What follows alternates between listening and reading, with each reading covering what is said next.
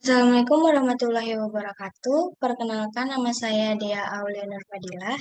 Pada kesempatan kali ini, saya akan mempresentasikan materi tentang garis dan sudut. Baik, sebelumnya saya akan memaparkan terlebih dahulu tentang kompetensi inti dan juga kompetensi dasar dalam pembahasan kali ini. Yang pertama ada kompetensi inti, yaitu menghargai dan menghayati ajaran agama yang dianutnya.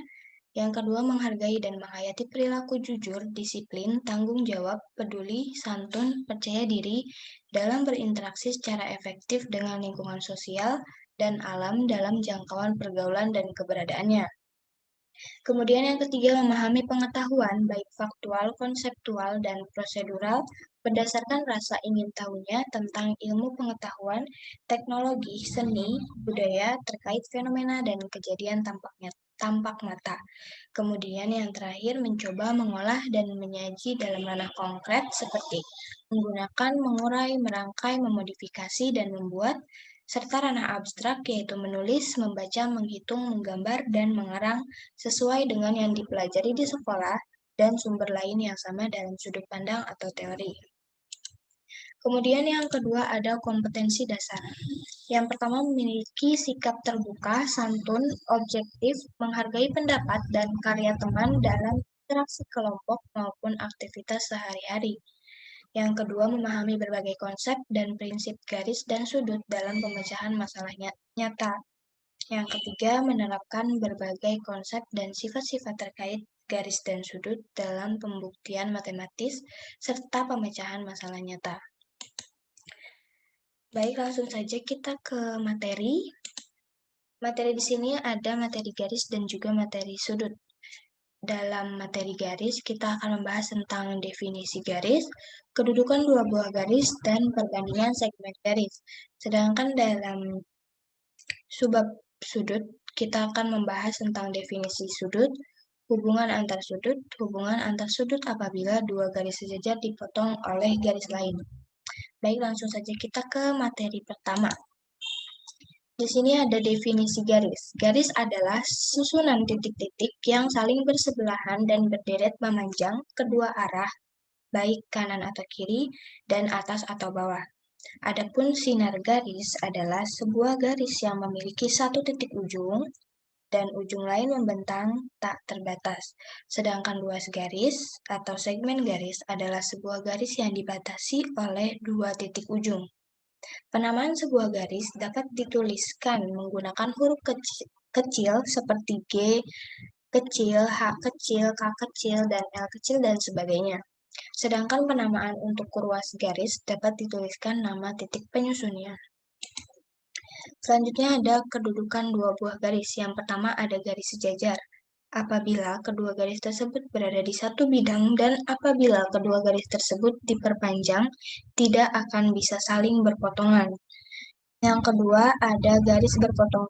Apabila kedua garis memiliki sebuah titik potong atau bisa disebut sebagai titik persekutuan. Yang ketiga ada garis berimpit. Apabila kedua garis tersebut memiliki setidaknya dua titik potong atau bisa lebih dari dua titik potong. Kemudian yang terakhir ada garis bersilangan apabila kedua garis tidak sejajar dan tidak pada satu bidang. Selanjutnya ada perbandingan segmen garis. Suatu garis dapat dibagi menjadi n bagian sama panjang atau dengan perbandingan tertentu. Kita bisa lihat pada gambar di sini ada ruas garis PQ dan ruas garis QP adalah ruas garis yang sama karena keduanya merupakan himpunan titik-titik yang sama, sehingga dapat ditulis PQ sama dengan QP. Nah, jika pada ruas garis PQ ini kita sisipkan titik O, maka terdapat dua segmen garis, yaitu PO dan OQ. Jika PO sama dengan OQ, maka O merupakan titik tengah ruas garis PQ dengan perbandingan 1:1. Selanjutnya, dalam gambar yang sebelumnya juga, kita juga dapat membagi ruas garis PQ dengan perbandingan tertentu, yaitu dengan menyisipkan titik O di antara ruas garis PQ dengan perbandingan PO banding OQ sesuai dengan yang diinginkan, atau membaginya menjadi beberapa segmen garis. Nah, berikut ini ada contoh garis yang dibagi menjadi beberapa segmen garis. Seperti pada gambar di samping, panjang AB sama dengan 2 satuan panjang, panjang CD 6 satuan panjang, dan panjang EF 4 satuan panjang. Perbandingan garis AB dan segmen garis CD itu adalah 2:6. Jika kita sederhanakan, maka perbandingannya yaitu 1:3. Dapat juga dinyatakan dengan 3AB sama dengan CD. Untuk perbandingan garis AB dan segmen garis EF, yaitu 2:4 jika disederhanakan menjadi 1:2. Atau bisa juga ditulis dengan 2AB sama dengan EF. Selanjutnya, perbandingan segmen garis CG dan segmen garis CD sama dengan 2:6. Jika disederhanakan menjadi 1:3 atau bisa dinyatakan dengan 3CG sama dengan CD. Selanjutnya kita ke materi sudut. Yang pertama ada definisi sudut. Sudut adalah sebuah daerah yang terbentuk karena adanya dua buah garis sinar yang titik pangkalnya saling bersekutu atau berhimpit. Nah, di sini ada bagian-bagian pada sudut. Yang pertama yaitu kaki sudut, yaitu garis sinar yang membentuk sudut tersebut. Nah, pada gambar bisa dilihat garis A dan juga garis C merupakan kaki sudut. Kemudian yang kedua ada titik sudut atau titik pangkal adalah titik pangkal atau titik potong tempat berhimpitnya garis sinar. Nah, pada gambar bisa dilihat titik B merupakan titik sudut. Kemudian yang ketiga ada daerah sudut, yaitu daerah atau ruang yang ada di antara dua kaki sudut. Pada gambar bisa dilihat daerah sudutnya yaitu adalah daerah yang berada di antara garis A dan juga garis C. Selanjutnya ada jenis-jenis sudut. Yang pertama ada sudut tumpul, yaitu sebuah sudut yang memiliki besar daerah sudut di antara 90 serta 180 derajat. Yang kedua ada sudut lancip, yaitu sudut yang memiliki besar daerah sudut di antara 0 sampai 90 derajat. Kemudian yang ketiga ada sudut siku-siku yang memiliki besar daerah sudutnya yaitu 90 derajat. Dan yang terakhir yaitu sudut lurus, sudut yang memiliki besar daerahnya yaitu 180 derajat. Selanjutnya ada hubungan antar sudut. Yang pertama ada sudut berpenyiku. Apabila ada dua buah sudut berhimpit dan membentuk sudut siku-siku, maka sudut yang satu akan menjadi sudut penyiku bagi sudut yang lain, sehingga kedua sudut tersebut dinyatakan sebagai sudut yang saling berpenyiku atau komplement. Bisa kita lihat pada gambar sudut BOC dan sudut COA merupakan sudut yang saling berpenyiku. Sudut BOC merupakan sudut penyiku bagi COA, begitupun sebaliknya. Baik, lanjut.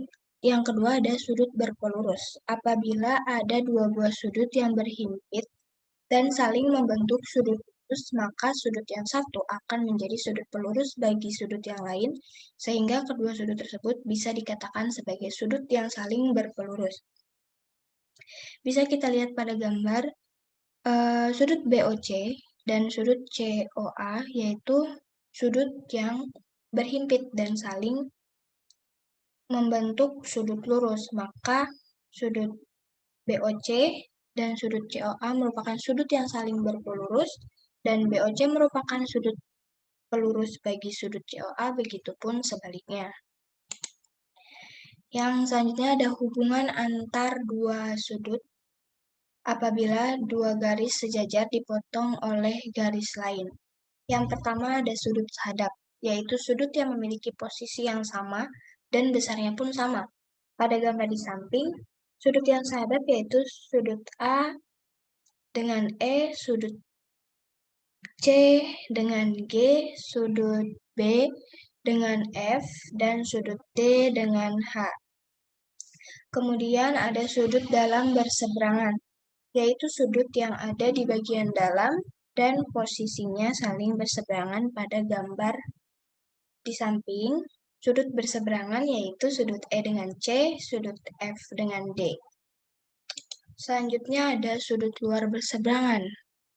yaitu sudut yang berada di luar dan posisinya saling berseberangan, yaitu sudut A dengan G, sudut B dengan H.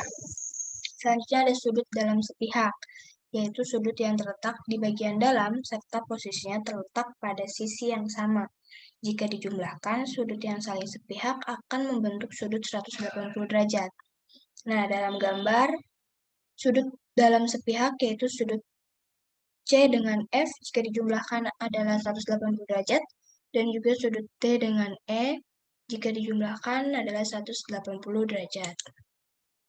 Selanjutnya ada sudut luar sepihak, yaitu suatu sudut yang terletak di bagian luar serta posisinya terletak pada sisi yang sama. Jika dijumlahkan, sudut sepihak ini juga akan membentuk sudut 180 derajat.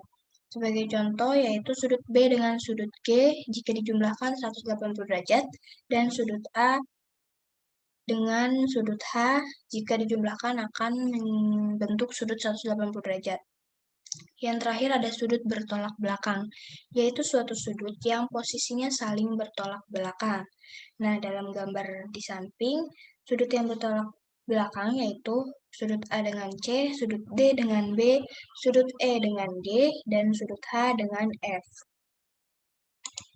Baik, pemaparan materi sudah selesai. Kemudian di sini ada kuis yang bisa teman-teman isi. Kuis ini sebagai evaluasi teman-teman terhadap pemahaman materi yang sudah disampaikan. Kemudian kita lanjut saja ke rangkuman. Nah, dari materi yang sudah disampaikan tadi bisa kita ambil yaitu pengertian garis merupakan kumpulan titik-titik yang tak terhingga. Suatu garis terbentuk dari hubungan antara dua titik yang tidak berhimpit dan membentuk garis lurus, dan suatu garis tidak memiliki ujung atau pangkal. Kemudian garis terbagi menjadi 4 jenis, yaitu garis sejajar, garis berpotongan, garis berimpit, dan garis bersilangan. Selanjutnya ada pengertian sudut adalah sebuah daerah yang terbentuk karena adanya dua buah garis sinar yang titik pangkalnya saling bersekutu atau berhimpit. Adapun bagian-bagian pada sudut yaitu kaki sudut, titik sudut, dan daerah sudut. Kemudian berdasarkan besar sudutnya, sudut terbagi menjadi 4 jenis, yaitu sudut lancip, sudut tumpul, sudut siku-siku, dan sudut lurus. Kemudian berdasarkan hubungan antar sudut, sudut terbagi menjadi sudut berpenyiku dan sudut berpelurus. Dan yang terakhir, hubungan antar sudut apabila dua garis sejajar dipotong oleh garis lain, yaitu ada hubungan antara sudut sehadap, hubungan yang disebut sudut sehadap, sudut dalam berseberangan, sudut luar berseberangan, sudut dalam sepihak, sudut luar sepihak, dan sudut bertolak belakang. Baik, sekian yang dapat saya sampaikan. Kurang lebihnya mohon maaf. Wassalamualaikum warahmatullahi wabarakatuh.